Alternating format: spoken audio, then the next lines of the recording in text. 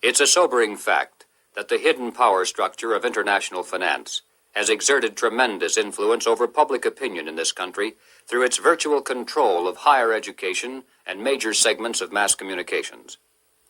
The human mind is like a computer. No matter how efficient it may be, its reliability is only as great as the information fed into it. If it is possible to control the input of the human mind, then no matter how intelligent a person may be, it's entirely possible to program what he will think. And yes, it's even possible to program people to laugh at the mere mention of the word conspiracy. Such programming, of course, can work in both directions. While one group has been conditioned not to see any conspiracy at work, another group has been led to believe that communists have been behind practically everything, a position easily made to look ridiculous. These well-intentioned anti-communists have been correct in their charge of conspiracy, but incorrect in knowing who to blame. As far back as 1907, Trotsky was financed by British bankers. By 1917, the major financing for the communist revolution in Russia was coming through Lord Alfred Milner, the leader of that inner core within the Roundtable groups and the CFR. In America, Jacob Schiff of Kuhn, Loeb and Company gave $20 million to Trotsky. From Germany, millions more came from Max Warburg. The communist movement, not only in the United States, but around the world, always has been financed by the international banking establishment. Dr. Quigley explains why the establishment has never greatly worried about the communist movement in America. He says, "It must be recognized that the power that these energetic left-wingers exercised was never their own power or communist power, but was ultimately the power of the international financial coterie." In the 1950s, when the public became aroused over evidence of communist subversion in the federal government, it was a simple expedient to have a promising young congressman from California dramatically expose one communist agent. The establishment press gave it extensive coverage, the public was placated, and the obscure congressman became a national hero almost overnight. But when Congressman Reese of Tennessee began to investigate the link-up between Alger Hiss, the Carnegie Endowment, the Morgan Bank, and the interlocking tax-exempt foundations, the establishment press and the administration moved mightily against him. The pressures were so great that he was forced to abandon his investigation, and no one has dared to try it since. After a man has far more money than he possibly can spend for pleasures, what is left to excite him? For those with a ruling class mentality, the answer is power, raw power over other human beings. Money can buy such power only to a point. Beyond that, politics is the sport, and world politics is the ultimate game. For the purposes of this presentation, we have referred to those in the international power structure as capitalists. But these men are not really capitalists in the classical sense. They are merely rich socialists. They have gained their vast wealth not through honest competition and free enterprise, but by political influence and favoritism, the granting of government protection to eliminate competition, and by gigantic fraud of the money system, backed by government force.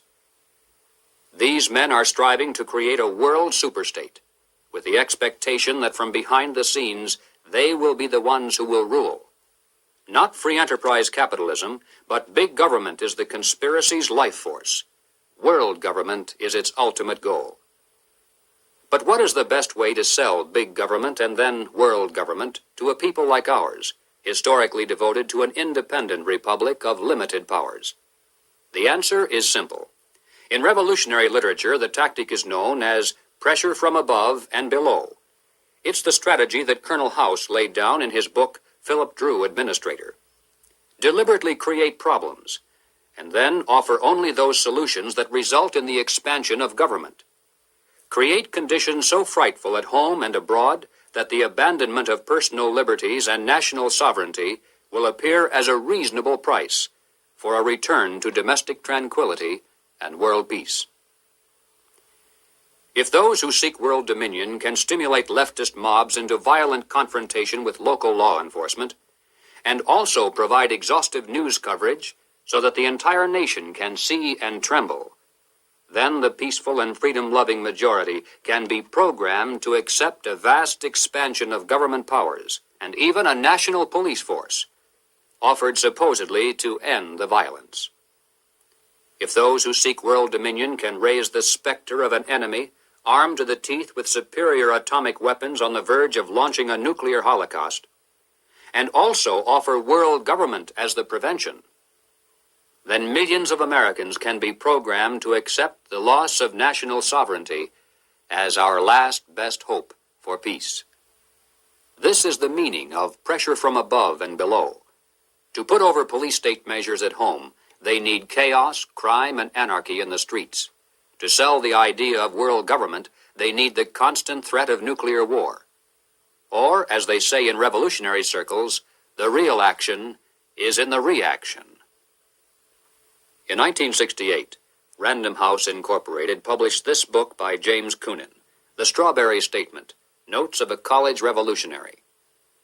Coonan carries the usual New Left credentials and is a classic example of the extent to which a highly intelligent mind can be programmed by the establishment into thinking that it is acting against the establishment. Coonan was one of the leading participants in the first student seizure of an American university, which occurred at Columbia in April of 1968. Initially, the movement was not large and easily could have been stopped by a simple police action. But as usual, the anti-establishment forces received their greatest help from the establishment itself. For several days, police were told not to interfere. Meanwhile, university officials groveled in the face of outrageous propaganda charges, and the media made national heroes of the rebelling students. MGM even made a movie out of Coonan's book. On page 130, Coonan wrote, "In the evening, I went up to the U to check out a strategy meeting. A kid was giving a report on the SDS convention. He said that at the convention, men from Business International roundtables, the meeting sponsored by Business International for their client groups and heads of government, tried to buy up a few radicals. They offered to finance our demonstrations in Chicago. We were also offered ESSO, or Rockefeller money. They want us to make a lot of radical commotion so they can look more in the center as they move to the left." Jerry Kirk, while a student at the University of Chicago, was active in the SDS, the Du Bois Club, the Black Panthers, and the Communist Party. In 1969, Mr. Kirk broke from the party, and the following year testified before the House and Senate Internal Security Committees.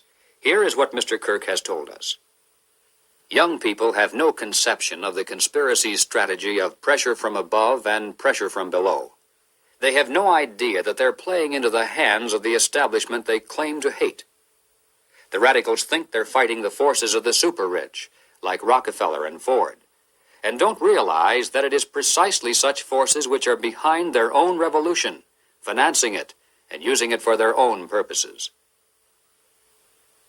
When Stokely Carmichael was head of the militant revolutionary group known as SNCC, he was invited to speak at the University of Chicago. Jerry Kirk, then still a Black Panther, was among those who attended, and here is how he described Carmichael's appearance. Mr. Carmichael was obviously in the middle of something rather important, which made him more nervous and more tense than in the past. He started speaking of things which he said he could not have said before because his research was not finished. He spoke of the false consciousness of many blacks who believed the Jews were the instrument of oppression of blacks. And he made note of the fact that even though many Jewish people, for example in New York, own quite a bit of land, one must understand that the overwhelming percentages of mortgages in Harlem was owned not by Jewish people, but by Morgan Guarantee Trust, the Morgan family, and Chase Manhattan Bank, the Rockefellers. He repeated the line from the song he liked so well. "Something is happening here, but you don't know quite what it is, do you, Mr. Jones?" What he was getting at was that the Jews were simply one strata of society who are themselves being oppressed by people who were much richer and much more powerful. In the agencies of this power, he cited banks, the chief among which were Morgan Guarantee Trust and Chase Manhattan, and the foundations connected with these monoliths. It was not long after this that Stokely Carmichael mysteriously was ousted from both SNCC and the Black Panthers. Apparently, he had learned too much. More and more young radicals are beginning to wake up to the fact that their entire lives have been carefully programmed by the very people who are their hate symbols. They're beginning to realize that their so-called anti-establishment outlook actually is the calculated product of the establishment press, the establishment communications media, the establishment entertainment industry, the establishment schools. Rich men's corporations publish and popularize revolutionary books and songs. Through advertising, rich men's businesses subsidize revolutionary magazines. Rich men's tax-exempt foundations pour millions of dollars into left-wing organizations. The federal establishment in Washington, through agencies like the OEO, provide weekly paychecks to thousands of hardcore revolutionaries. And so we return again to the basic question, why? Why does the establishment publicly condemn but privately support the anti-establishment movement? Former communist Jerry Kirk answers, "The idea is to create a situation where the people are so frightened of the violence all around them that they will throw their hands up in the air and demand, 'Federal government, do something.' And the only choice open will be martial law. The communists, black militants, and revolutionaries will never succeed in overthrowing the government of the United States. But unless they are stopped, they will scare the American people into accepting socialism from Washington and statist rule by the insiders of the establishment. This is what it is really all about." In Bavaria, the year 1786, acting on a tip from an informer, police raided the home of a prominent attorney named von Zwack. They seized documents and letters revealing that he was a high-ranking member of an extensive conspiracy called the Order of the Illuminati. Over the centuries, forms of the word Illuminati, meaning the enlightened ones, have been used by many secret sects and occult organizations. Most prominent among these were the Illuminados of Spain, the Guernets of France, and the Roshania of Afghanistan. But these were concerned primarily with psychological and spiritual objectives, a proclaimed inner wisdom and mind mastery of the secrets of the universe. The conspiracy exposed in Bavaria was of an entirely different order. The Illuminati was founded on May 1st, 1776, by Adam Weishaupt, a professor at Ingolstadt University. Weishaupt obviously had been a serious student of the occult, for many of its bizarre features and symbols were incorporated into his organization.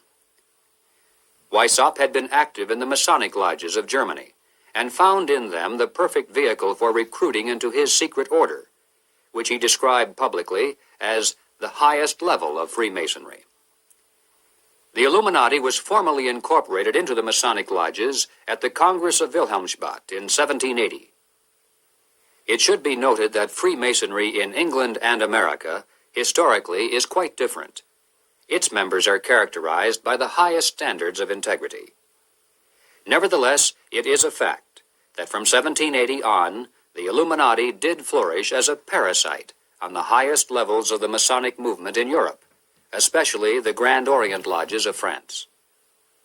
There were 8 conspiratorial rings within rings, advancing from the outermost novice inward to Rex, or king.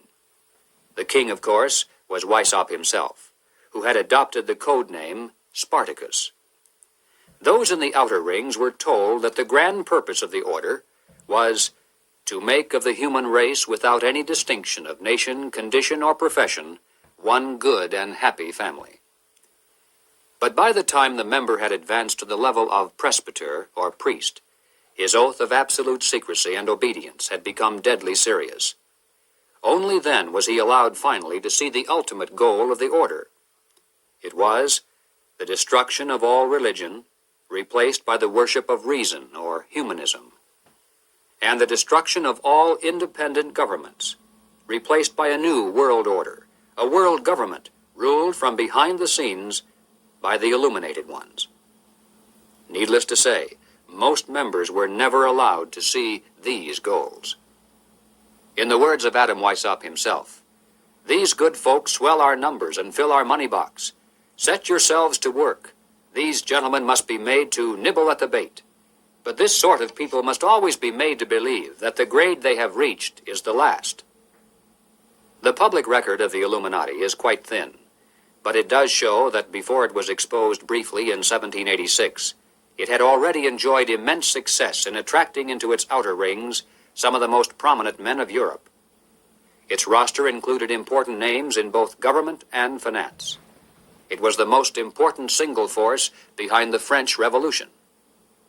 Some years later, an obscure intellectual by the name of Karl Marx joined a conspiratorial circle called the League of the Just. Shortly afterward, this group reformed into still another organization called the Communist League. And in 1847, they commissioned Marx to write their policy statement for the public. It was called the Communist Manifesto. On the surface, the manifesto appealed to the workers of the world to arise against their capitalist exploiters. But it should be noted that the project was supervised by Friedrich Engels, a capitalist of substantial wealth. Marx himself was so unimportant that his name didn't even appear on the manifesto for the first 20 years after its publication. In 1920, just 3 years after the Bolsheviks seized Russia, Winston Churchill declared, "From the days of Spartacus Weishaupt to those of Karl Marx, to those of Trotsky, Bela Kun, Rosa Luxemburg, and Emma Goldman, this worldwide conspiracy has been the mainspring of every subversive movement during the 19th century, and now at last has gripped the Russian people by the hair of their heads." Each year, May 1st is celebrated by communists world over as a day of international solidarity. As mentioned previously, the Illuminati also was founded on May 1st. Undoubtedly, this is merely a coincidence. The symbol of the all-seeing eye is closely associated with the Illuminati.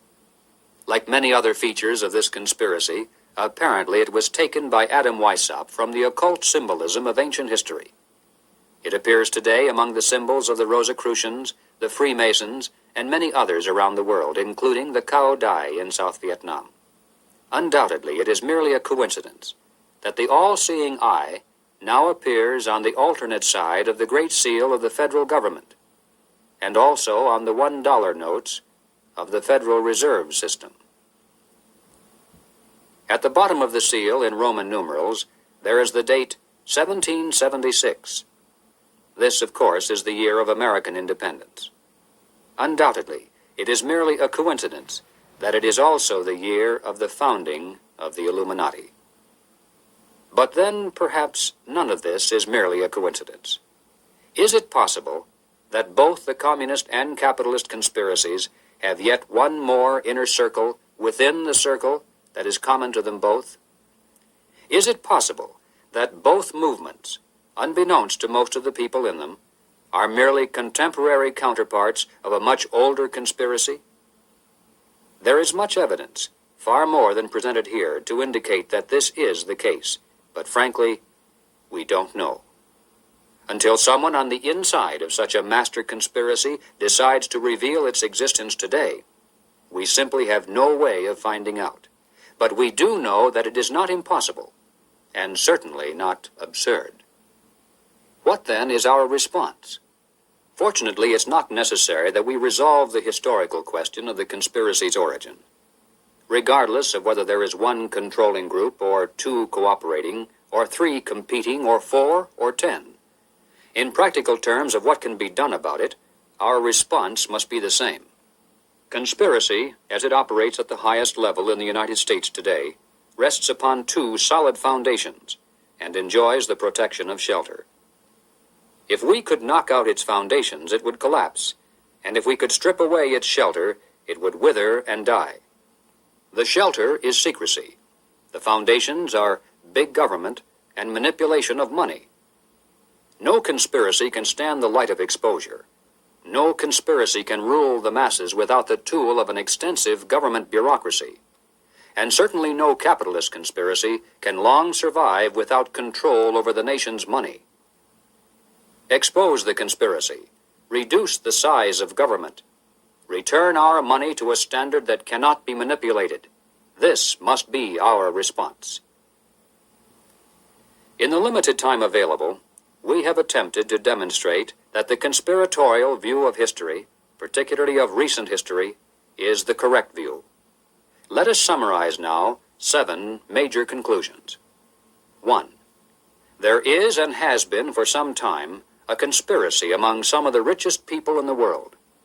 A conspiracy that virtually owns the money systems of the major non-communist nations.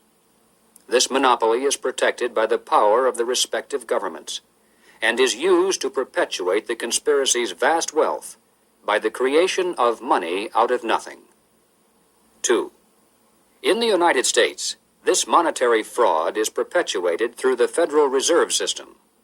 Although the executive branch theoretically has some control over this system through occasional appointments, in reality, it is the system and those behind it who control the executive branch.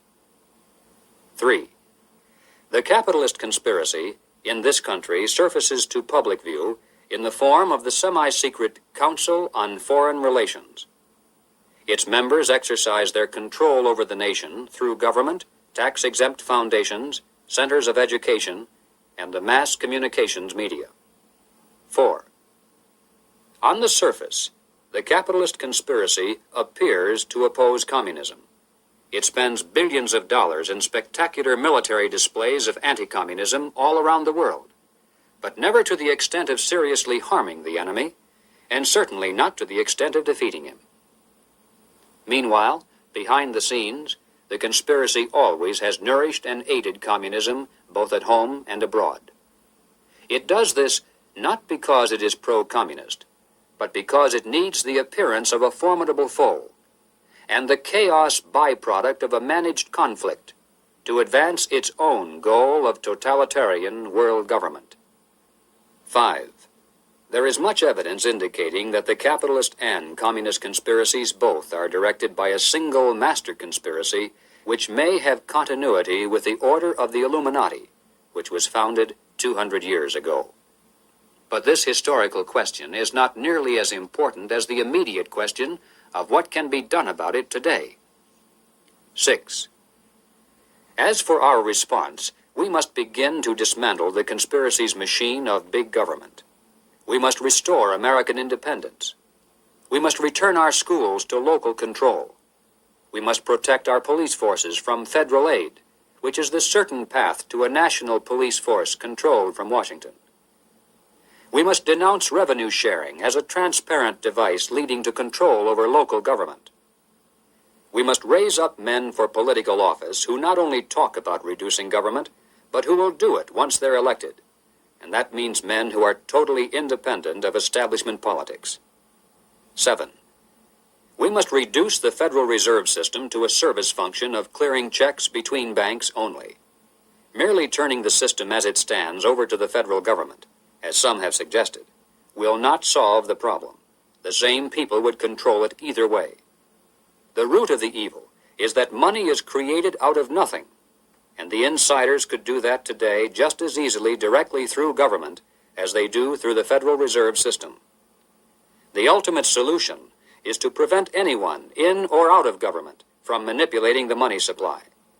And the only way to do that is to return our money to the gold and silver standards. 8. We must expose the conspiracy to public view. If somehow every American could be made aware of the facts contained in this presentation, if it were possible to circumvent the establishment's channels of mass communication and carry this message person to person to our friends and neighbors and fellow club members, the conspiracy would collapse like a house of cards.